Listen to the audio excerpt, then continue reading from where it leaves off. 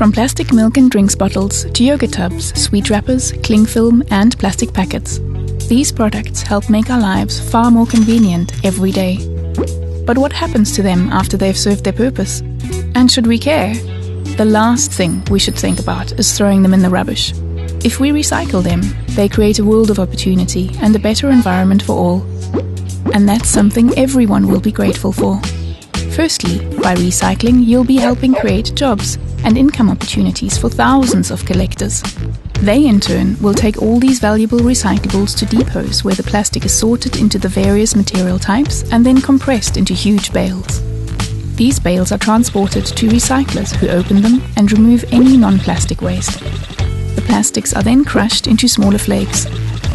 They're then all scrupulously washed, which removes any contaminants. The flakes are dried, melted, and extruded into long strands before being chopped up into pellets. Bags full of these recycled pellets can now be used as raw material to make many new products. Some of these products include refuse bags, carrier bags, irrigation pipes, buckets, dustbins, and garden furniture. To produce the furniture, bags of this recycled material are delivered to these specialized plastic product manufacturers.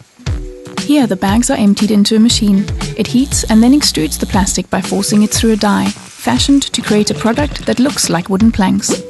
This plastic wood-like material can be made in a range of colors. Once this is done, it's ready to be finished off in the furniture manufacturing plant. A skilled team assembles the furniture into many configurations, ready to be transported to distributors. The furniture is safe, sturdy, and extremely durable.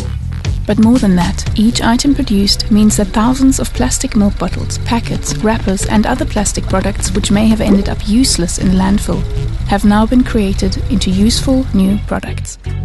So please help us grow plastics recycling in South Africa. It'll benefit our planet, an entire industry, and many communities, create work and contribute to our country's economy. And no matter who you are, you'll get 1,000 thank yous.